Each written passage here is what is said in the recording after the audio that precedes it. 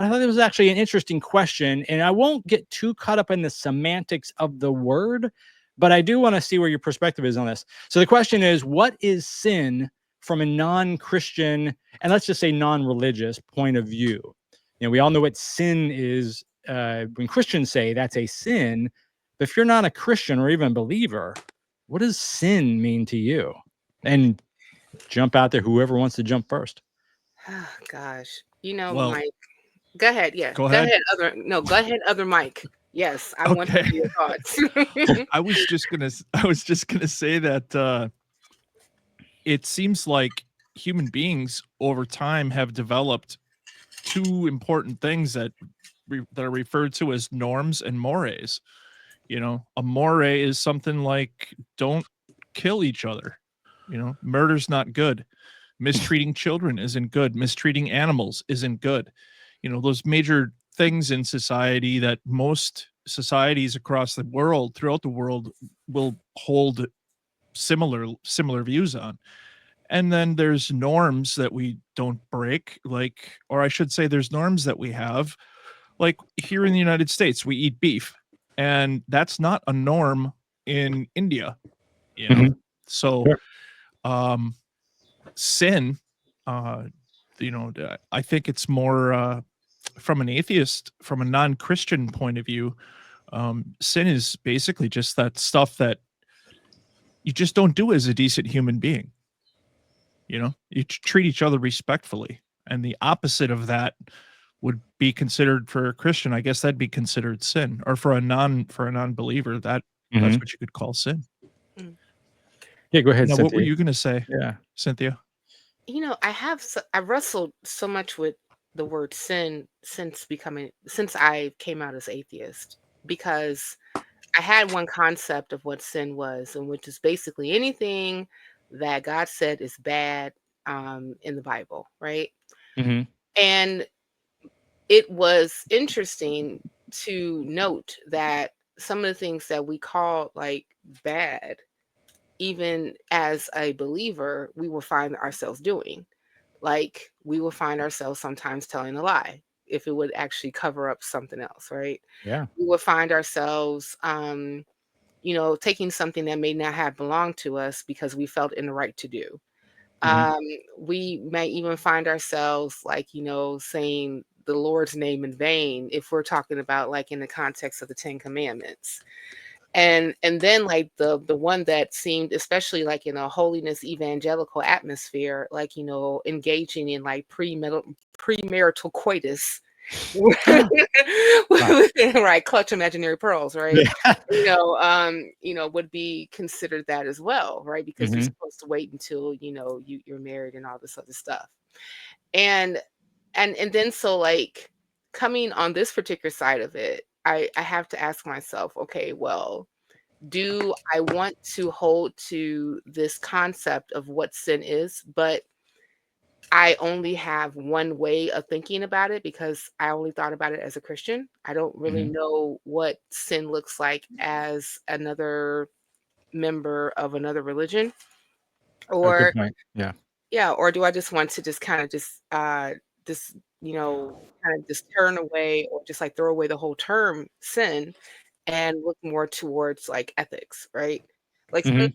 that like we all deem across all societal spectrums as that's not good to do, right? Like generally it's not good to go around stabbing people. Like you really do that, like it causes chaos, like, Right. It but, ruffles feathers. we Yeah. yeah, like, oh my goodness, you start stabbing people, that's not a good thing, right? Yeah. I feel like, I mean, just like if we just, I just suppose I mostly put it to like, can we get into a space where we are generally just, you know, being more mindful of what's harmful and what's not, and try to stay away from the harmful stuff as much as possible in order for us to build a better society. Yeah.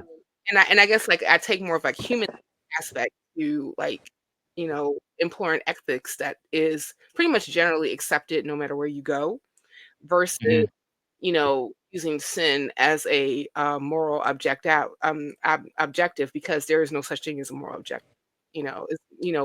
Morals are subject to that particular individual based on whatever the culture dictates, right? Mhm. if we can actually get to the point where we can say that we can kind of generally agree, which most societies and human beings have done, that these particular things are not really good to contribute to well-being, but these things Right.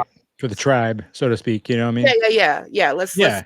let's try to, build a tribe and make everybody happy. Go Yeah. Bulls. There you go. The Thank I Larry. think with sin, I think the non-religious don't need to define sin or have sin. Mhm. It should be a meaningless term. To me, it's a construct to control people and garner power. Yeah. To other themselves, to make themselves be more superior because they don't do those acts. And to get to one of other Mike's points, sin is not just concerning people; it's sins against God Yeah, well, that yeah, Christians that have they go along with. So a that truckload of we can those. throw out that whole part of it. Yeah. So it's things made up by people to protect their powerful God, which is weird. Right.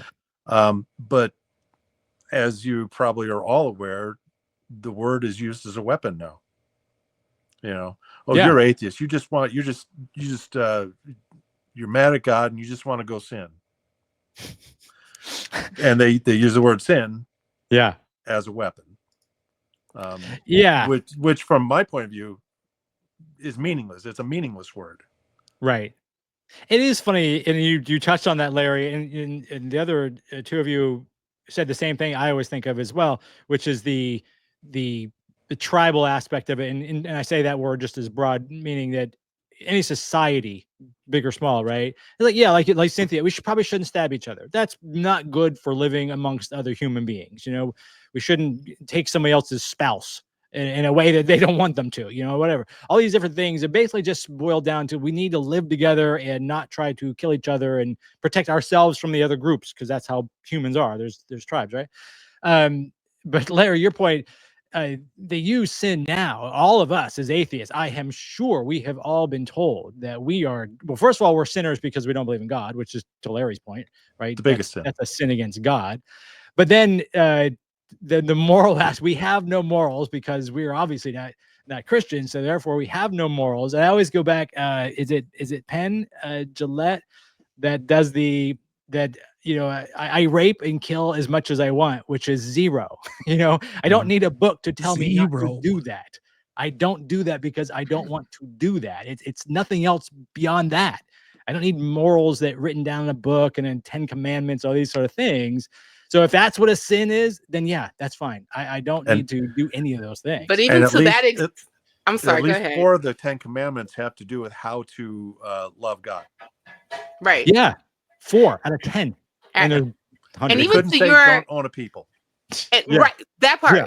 And then to your point, like if we will be really honest, we've seen so many examples of, sorry about that, so many examples about, all that particular, things that have happened in church settings towards people, beyond their consent. Absolutely. And them not necessarily moving towards actually creating a space for people to be safe. Right.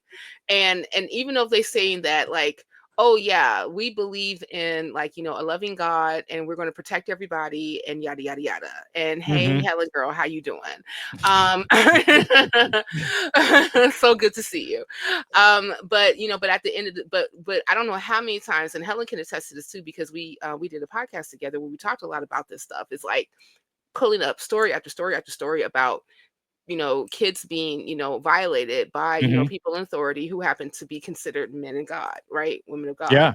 Oh yeah. Yeah. And one of the very first they even forgive those who have, done horrible things. Oh, yes. Well, sure. Which is a whole different conversation. I did a mic drop on this a couple months or so ago about the institutionalized protection of priests and this or the other. And this is, I say priest as a broad term again. It's not just Catholic. The Southern Baptist has their own problem with this.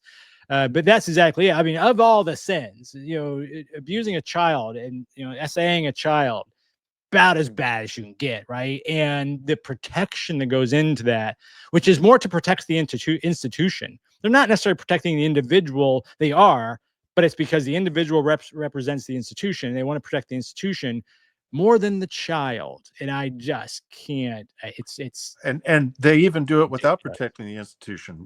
If you've got a couple minutes, I can tell you a story that was relayed to me we'll do that about a gentleman who, growing up, from the age of about 5 to the age of about 13 or 14, was sexually assaulted by his stepfather. His mother knew nothing about it. Constantly, almost every night, the guy would come in and do something. And this child had learned that if you pray to Jesus and are sincere, he will help you. So for years, every night, this hurts. I understand it. I get emotional about it too, because it gets worse. For years, he prayed and prayed. Nothing saved him. Finally, somehow his mom found out, kicked the guy out. Of course, no charges or anything. But the former stepfather found Jesus and repented and was forgiven. And the worst part of it 11th hour is garbage. The worst part of it is this child, when he grew up, became an atheist, as you may understand. Atheism is the only sin that cannot be forgiven. So it turns out that the child rapist, is going to go to heaven, and the child is not. And when asked about this situation, the pastor or religious leader, to justify this, said, well, God used that situation to save that man. That's right. Could you get more ridiculous than that? I know it makes me want to, stab people, Right. Yeah. And this is something that they justify their sin. They can forgive it all and use this horrible situation, to justify it, and to say, oh, it's all right that all of that happened because it was God's plan to save this man. Yeah. It's ridiculous, the hoops they'll jump through. Hey, I always thought the what's the question, the answer, the word I'm looking for, just as an intellectual exercise, one I've always thought of is, if Hitler on his last moments were to have turned to Jesus, based on everything we've all been told growing up, he would have gone to heaven. Not any of the Jews that he killed, because they're Jewish, but the person who was responsible for it, because as long as he did it in his heart, he turned to Jesus, which is, come on, this, and on any analogy you come up with, if you don't include the God sort of level, that's asinine. It's just absolutely ridiculous and beyond any logical belief whatsoever. But you add religion into it, suddenly billions of people believe, that's true. It's unfortunate, but it's true. It speaks to the compartmentalization of belief. It's like my dad. He was evangelical Pentecostal preacher. And he was also a cop and a bailiff, and actually did court days where he didn't actually, he represented the lawyers, but he wasn't a lawyer for certain hearings and motions and things. He was a representative. So I asked him once, I said, you deal in evidence, you deal in truth and facts. Stuff, but he's able to compartmentalize that. Yeah. And go bonkers about demons and everything else that we've all heard. Yeah. Christianity allows for that 11th hour forgiveness. And Mike was talking about, I think it was in one of your mic drops, you were talking about how God made me do it isn't a valid defense in court.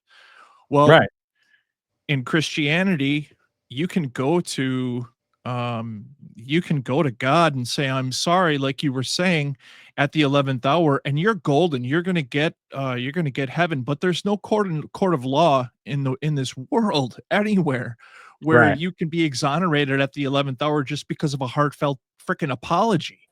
I mean, even right. even if they're like escorting you to the gas chamber with a priest or a Yes. minister reading scriptures to you because of the bad thing that you did, that you got sentenced to death.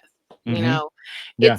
it's insane that, we come up to these crazy mental contortions in order for us to justify why, we can save one person who did this heinous thing versus a person who was victimized, and to say, you know what, if I was a victim of said thing from a person who considered themselves to be a servant of God, then Mhm. maybe, just maybe, that I am not protected by this particular entity that says that they's loving, all everywhere, all knowing, all the things, right? Right. So it I don't want to say begs the question because that's a fallacy, but it raises a question to ask, what is the thing that's really going to make you really see that perhaps what you think is the protecting force that is this sky daddy, Mhm. actually real versus not, Yeah. because I don't know. I remember my seventh grade teacher unfriended me, guys, on Facebook because I went to Catholic school all my life. And the reason why he unfriended me is because I put up a meme that said that more kids were harmed at churches than in drag shows. Yeah. And 100%. he was more upset that I put this meme up during Holy Week. Oh my gosh. That's the worst part of it. Clutch those pearls. How can you say And it such a doesn't thing? take very much of an imagination to think about what was probably going on during that Holy Week somewhere in the Catholic Church. Somewhere. Yeah. That's And that that's is the craziness, isn't it? I mean, the upsetting part was when you posted an absolute fact that they should be rushing to anything they can to stop. But the issue is not that that's happening. It's that you brought it to light during a very special time. Like, Yeah, a special when time is that the you can't special even time prove not? that actually happened. Like, there is no empirical evidence to support the dying. Well, maybe I don't, not even the dying. We have no Mhm. archaeological evidence to even, like, support the Christian Jesus even existing, right? Right. I don't, even though I'm not a mythicist, right? Mhm. As far as like saying that he never existed, I think that, there may have been like some dude running around talking about that he was the son of God during ancient Palestine. I mean, Yeah, I'm it's okay with it. possible. Yeah, Okay. I'm okay with that. I bet there's You more know, than one. sure, because according to history, that was pretty prevalent at the time, Right, right? yeah. Everybody was looking Ye- for him. Yeah, exactly. But but as far as like saying that this particular person was divine, the son of God, Yeah. The raised up mythical and yeah. yeah, all that stuff. Like, we have no empirical evidence to support that. But, but to the point to you can just take this leap of faith to say, yes, this is the thing that actually happened. But even though you took the leap of faith, it still does not protect the innocent from Right. people who call themselves men of God, women of God, people of Mhm. God, to be protected against the things that actually would interrupt their growth and their development, and Yeah. cause trauma that they would keep for the rest of their lives. Absolutely. Absolutely. I want to move on to another question, but that's a great discussion. And it's one of those, I could tell all of us getting a little riled up on that one. So Oh, yeah. because it's an hour-long conversation at a minimum because it's such a problem, but we're going to. Yeah, I'm sorry. I'm having Catholic Yeah, I Catholic see, girl hear it. triggers, like, I can hear it. Your friend, who would you, yeah. I forget And the Helen, person's yeah, name. Helen and I Helen, both yeah. went to a Catholic You school, said and Catholic girl, yeah, girl Catholic girls' unite. school. Yeah. Because Yeah, Helen and I, we talked about these things for ad nauseum, and so like that's I'm a little fine. triggered. Hey, thanks for tuning in to today's show. I really hope you enjoyed it. Do me a favor and like and subscribe to the show and tell a friend. That helps us grow and it lets us keep bringing you more voices from the other side of belief. Until we talk again, be kind to one another and remember that reason and compassion go a long way.